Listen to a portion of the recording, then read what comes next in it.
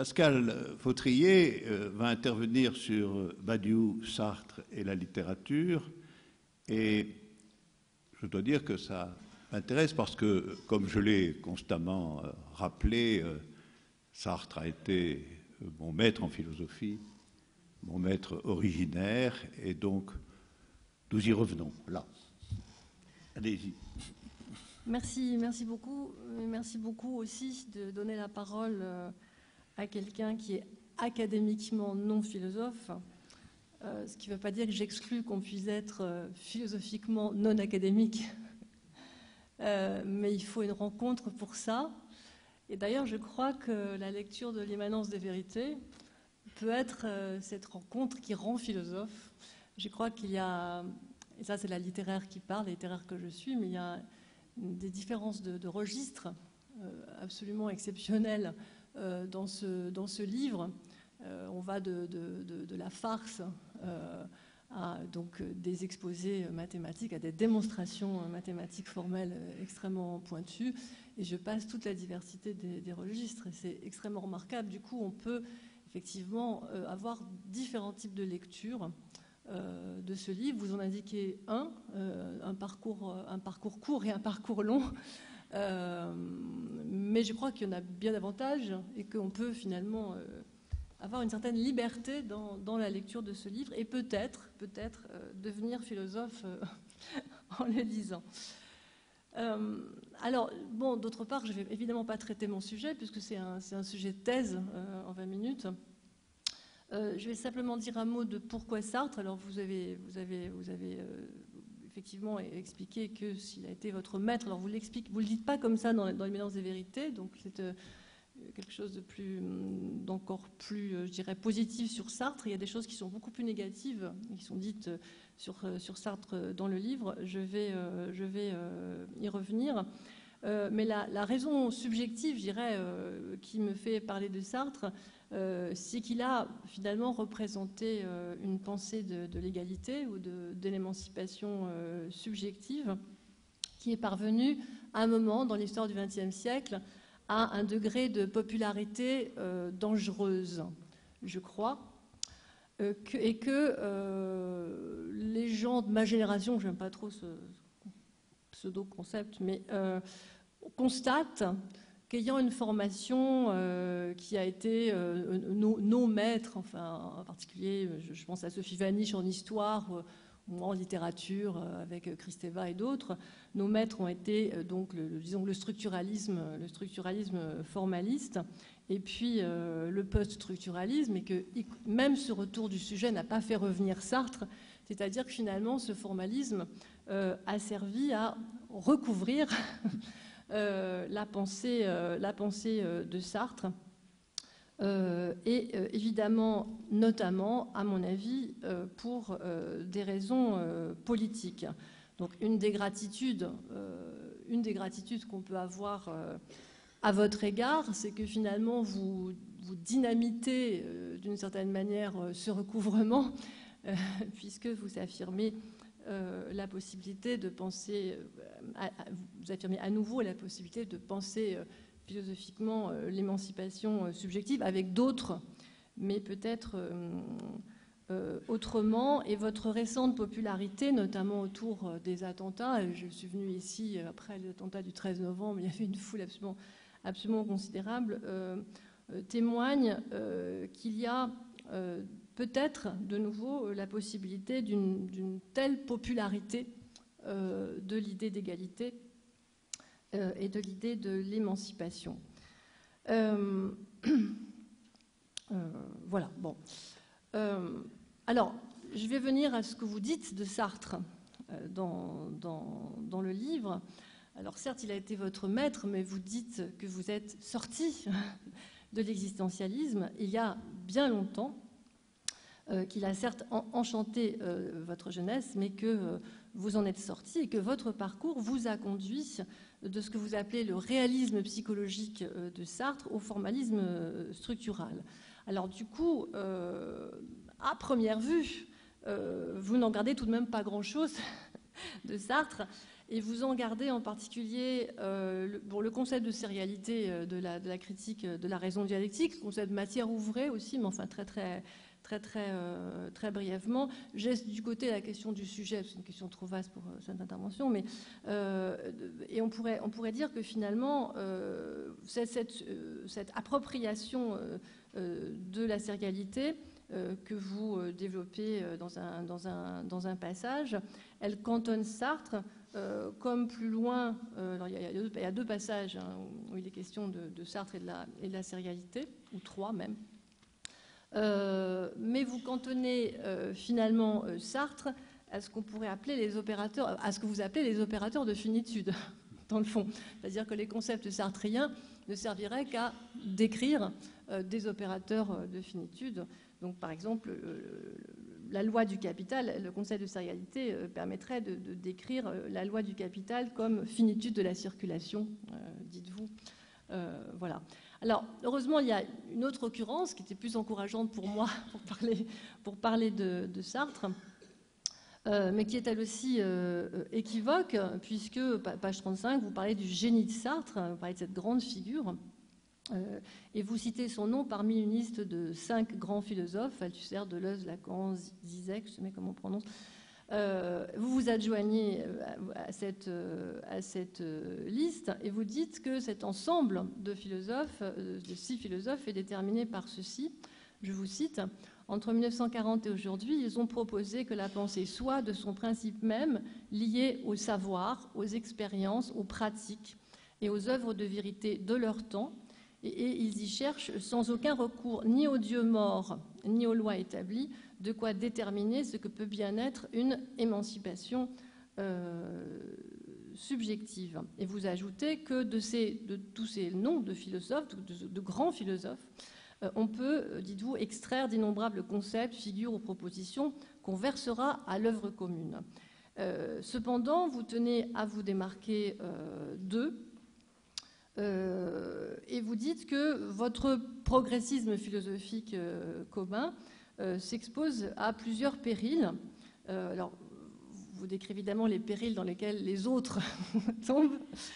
Donc, d'abord, celui, dites-vous, à l'égard de Sartre, de totalisation subjective, tel, dites-vous, que l'a déployé le génie de Sartre, puis en réaction contre cette grande figure, celle de Sartre, les périls du positivisme scientiste ou structural, vous citez Althusser, ceux du positivisme vitaliste ou de la totalité, vous citez Deleuze, ainsi que ceux du positivisme des pulsions, dont Lacan a fixé le schème et avec lequel flirte Zizek.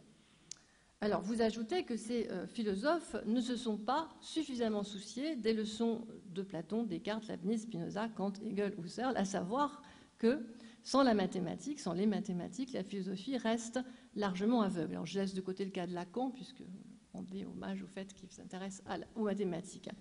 Alors, vous faites donc finalement 2 reproches. Ce que je peux en déduire, c'est que vous faites 2 reproches majeurs à Sartre, qui est le premier de s'exposer au péril de la totalisation subjective, donc je vais essayer de voir ce que ça signifie, et deuxièmement, vous dites plus loin, et là c'est la formulation la plus terrible, que l'existentialisme sartrien aurait abouti finalement à un nihilisme, que j'interprète ici comme un relativisme ou un historicisme. Donc c'est vraiment le reproche le plus grave qu'on puisse faire si on lit l'immanence des vérités, puisqu'il s'agit de polémiquer d'un côté avec le relativisme et de l'autre côté avec l'ontothéologie. Bon. Donc, ce que vous refusez, je pense, à Sartre, ce que vous reprochez à Sartre, c'est de refuser ce que vous appelez dans le livre le choix ontologique, qui consiste à affirmer un lieu absolu, conjoignant l'être et la pensée hors existence, que vous appelez donc les formes multiples de l'être possible. Pour Sartre, en effet, cette hypothèse ou cette décision revient à viser ce qu'il appelle une synthèse idéale impossible de l'être en soi, pour soi, cause de soi, donc de l'être en soi et de la conscience. La conscience, le synonyme de la conscience dans l'être néant, c'est la présence à soi présence à soi, la conscience ou présence à soi, donc étant pour Sartre la condition de l'existence de l'être, hein, c'est-à-dire que l'être advient comme question à partir du surgissement du pour soi, c'est-à-dire du surgissement de la conscience, et l'être est, à partir du surgissement de la conscience, en question dans son être. Le surgissement du pour soi est le surgissement d'une question que Sartre appelle une néantisation, c'est-à-dire une mise en question de l'être. C'est à partir du pourquoi de l'être qu'il y a cette opération de néantisation de l'être. Et il appelle Sartre, à la fin de L'être et le néant, ce surgissement un événement absolu. Donc, je crois que c'est un des... Je vais simplement indiquer des jalons, hein, pour traiter cette question Badiou-Sartre. Donc je pense qu'effectivement cette notation de l'événement absolu du surgissement du pour soi est un des points de jonction entre la pensée de Badiou et la pensée de Sartre. Donc Sartre écrit « L'apparition du pour soi est l'événement absolu qui vient à l'être ». Et il affirme dans la même page la primauté ontologique de l'en-soi sur le pour soi, et plus bas, la contingence originelle de l'être qui est sans raison, sans cause et sans nécessité. Alors, je vais lire des petits bouts de L'être et le néant, juste pour faire résonner, sans les commenter, mais pour faire résonner votre propre développement philosophique avec L'être et le néant, avec la conclusion de L'être et le néant. Lorsque vous affirmez que l'existentialisme sartrien était un nihilisme, vous dites que la dernière phrase de L'être et le néant, et cette phrase bien connue de l'homme est une passion inutile, en réalité, il y a une deuxième conclusion dans L'être et le néant, dont je vais lire ici des petits passages, et dont le premier chapitre s'appelle « En soi et pour soi, aperçu métaphysique ». Donc, page 684,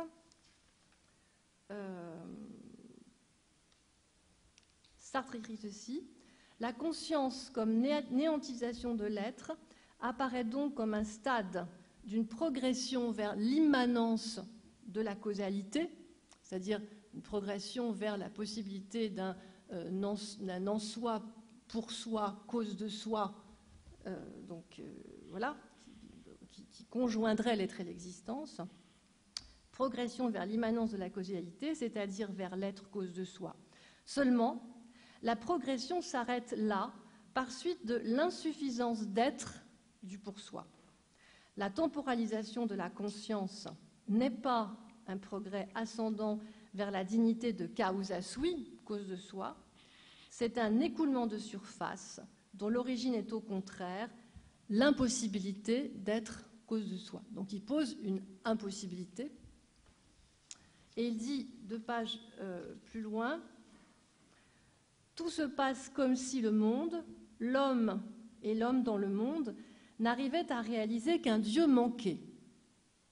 Tout se passe donc comme si l'en-soi et le pour-soi se présentaient en état de désintégration par rapport à une synthèse idéale. Non que l'intégration ait jamais eu lieu, mais précisément au contraire parce qu'elle est toujours indiquée et toujours impossible. » Alors, je ne vais certainement pas m'embarquer dans le fait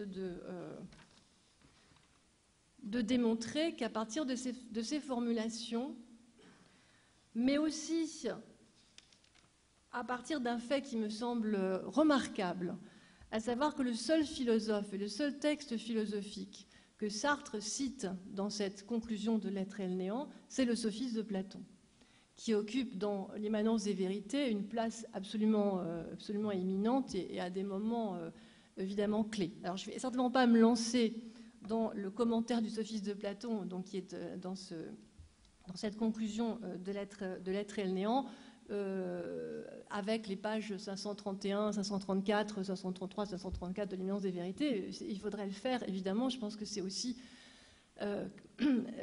peut-être on pourrait montrer que malgré l'apparente dissociation des deux entreprises philosophiques, au bout du compte, il y a des points de passage possibles et même peut-être un retournement, et ça résonne d'ailleurs avec l'intervention précédente, entre la question de la subjectivité ou de la psychologie et la question de l'ontologie. Bon, je ne vais pas plus loin. En tout cas, ce qui me semble résonner particulièrement, c'est cette notion de Dieu manqué, qui me semble ressembler, donc on est dans une approximation, en tout cas, à ce lieu absolu qui n'est pas un ensemble et qui est finalement un qui n'existe pas. Donc là, je trouve que les formulations sont quand même extraordinairement proches. Ce lieu absolu, donc, comme un qui n'existe pas, qui est affirmé. Alors, bon, on a déjà eu des explications sur cette question du lieu absolu, donc je vais peut-être passer ce que j'avais prévu de citer sur ce point. Je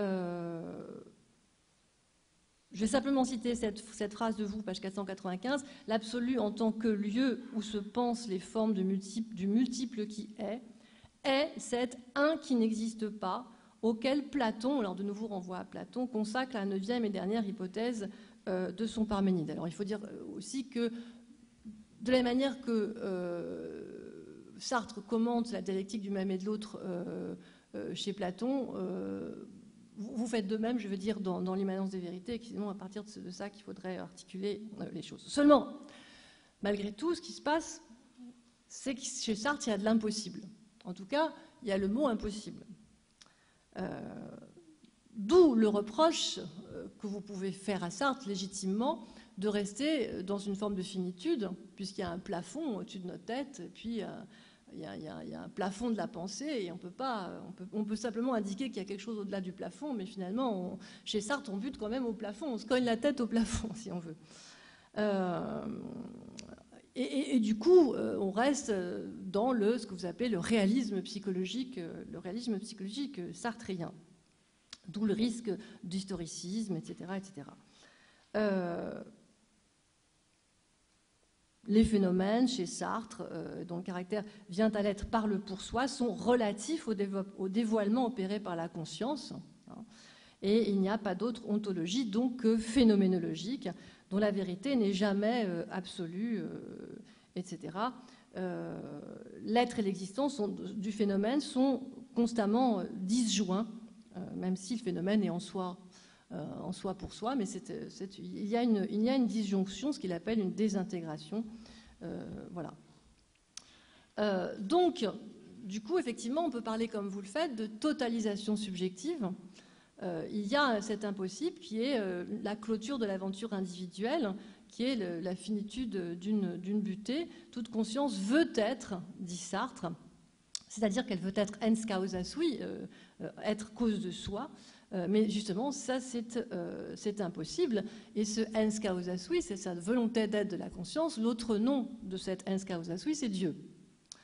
Alors, on remarquera que on pourrait faire le reproche inverse à Sartre. Un reproche qui atteint, à mon avis, toute critique de l'ontothéologie, y compris la vôtre, me semble-t-il, à savoir que cette tension vers l'impossible, que Sartre appelle aussi un projet, ou la transcendance, la possibilité pour le sujet de se transcender, cette tension vers l'autre, avec un grand A, eh bien, d'une part, elle est active, elle a une activité chez Sartre, on peut changer, si on dévoile le monde, on le change, il y a une action possible sur le monde à partir de cette volonté de transcendance, même si elle aboutit à l'échec, il n'y a pas de lieu absolu où on arrive.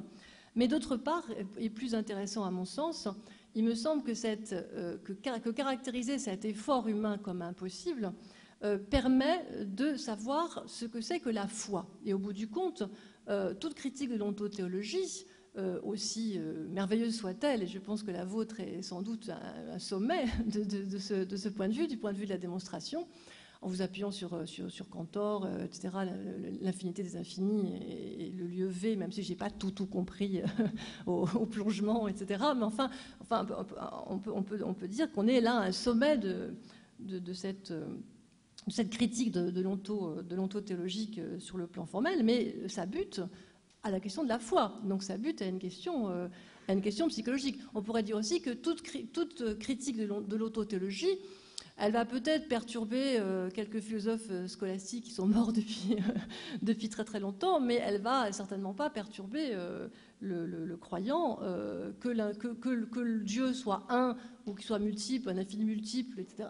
Je ne crois pas que ça puisse perturber un croyant et que ça puisse même empêcher qu'on appelle ça Dieu, en effet. Et du coup, chez Sartre, il y a à mon avis quand même la description d'une structure, ce que j'appellerais une structure existentielle paradoxale, c'est-à-dire ce souci de l'être, de se fonder, et là on est quand même à l'articulation de l'ontologie, on n'est pas seulement dans le réalisme psychologique, c'est ce souci de l'être, de se fonder qui est voué à l'échec, est aussi le support idéal de tout projet, il est promesse à quoi se tient toute action conséquente, y compris, me semble-t-il, dans votre philosophie. On pourrait d'ailleurs définir l'action chez Sartre donc comme autant d'approximations successives du projet d'être, sans renoncer à viser un infini des formes, à des possibilités infinies de la forme. Il n'y a absolument pas ce type de renoncement, je crois, dans la philosophie sartrienne.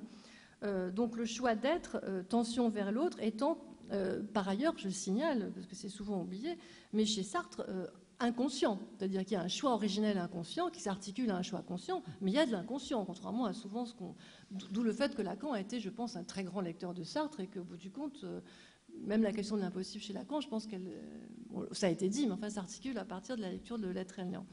Donc, voilà, j'avance un petit peu. Donc cette passion de l'homme inutile de viser l'absolu, finalement, simplement lui permet d'exister. C'est-à-dire que ça me semble pas être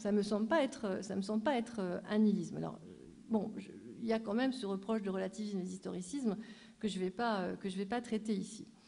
Alors, d'autre part, pour finir sur cette question, vous dites à propos de Spinoza, à un moment donné, vous dites aussi d'ailleurs à propos de la transcendance, j'ai trouvé ça amusant, vous dites à propos de Spinoza qu'on peut très bien éviter d'appeler Dieu la substance ou la nature chez Spinoza. Le problème, c'est que l'argument est réversible, c'est-à-dire qu'il n'y a aucune raison de cesser d'appeler, ça a déjà été dit, de cesser d'appeler cette substance ou cette nature, de l'appeler Dieu. Mais vous insistez sur le fait que cela dépend d'une décision. De même, ce lieu absolu V que vous formalisez à partir de la théorie des ensembles, fut-il une infinité d'infinis, et cet être un qui n'existe pas, rien n'empêche un mathématicien, Cantor exemplairement, de l'appeler Dieu. Bon, mais c'est des choses qui ont déjà été dites. Donc, et c'est là donc où je pense que le réalisme psychologique sartrien, mais là je me répète, a une demeure tout à fait important. Alors, au passage, ce qui est fascinant dans votre entreprise philosophique, et qui me semble être dans l'affiliation de l'effort de Sartre, c'est qu'il s'agit d'envelopper la philosophie théologique et justement de laisser ouverte et comme décision libre, c'est-à-dire de poser la liberté finalement, vous faites comme Sartre, de poser cette liberté de la décision libre, de dire Dieu ou de ne pas dire Dieu. C'est précisément là que les choses s'articulent. D'autre part, vous définissez l'inconscient comme transcendance intérieure de la conscience, je vous cite, c'est-à-dire distance immanente à soi, où la conscience peut puiser dans une réserve qu'il ne contrôle pas, mais qui n'en existe pas moins. Vous parlez aussi d'instance de réserve de l'inconscient comme instance de réserve de l'immanence des vérités. Et là aussi, ça explicite ce point d'articulation que j'essaye de trouver entre votre philosophie et la philosophie. Ça, vous précisez, page 180, vous parlez de la foi, donc vous confirmez ce que je viens de dire d'une certaine manière. Enfin, en tout cas, plutôt l'inverse. Mais bon, la foi, je cite, en tant que puissance subjective, ne se discute pas.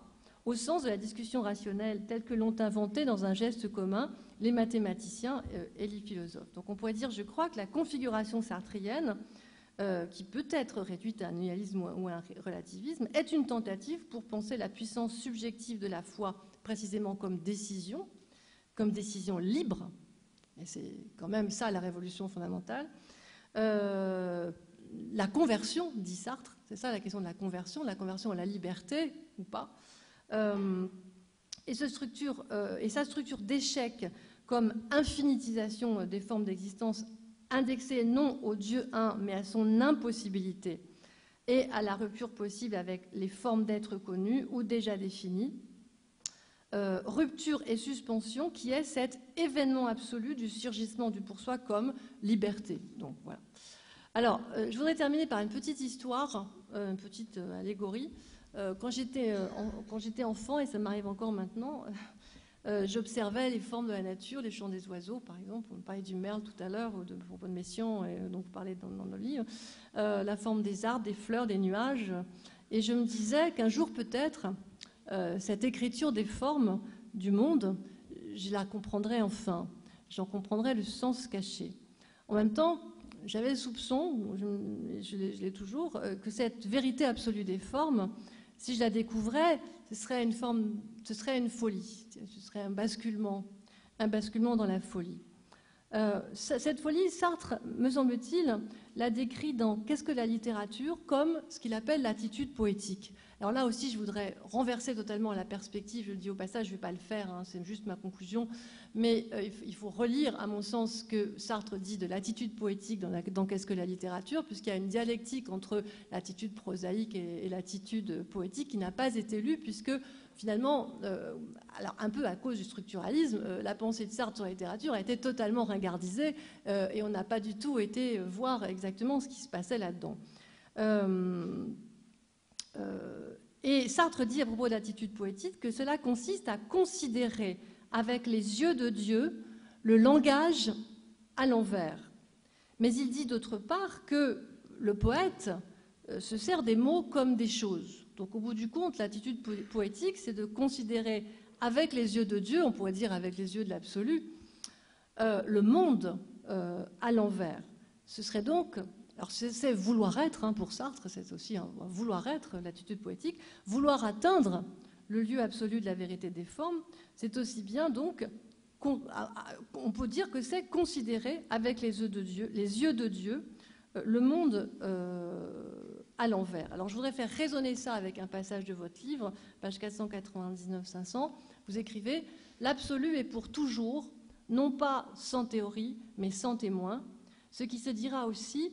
Il y a des vérités absolues, en un sens précis, comme il y a des poèmes, on pourrait dire, j'ose mettre ça ainsi, mais il n'y a pas de vérité de l'absolu.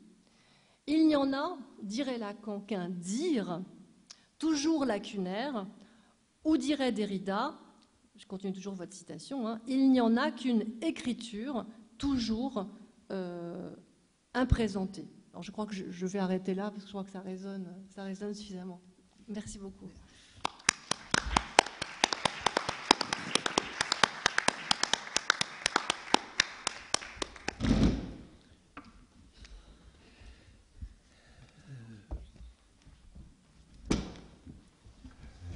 Merci pour ce qui fonctionne pour moi comme une plongée dans une généalogie, en réalité, dans une généalogie.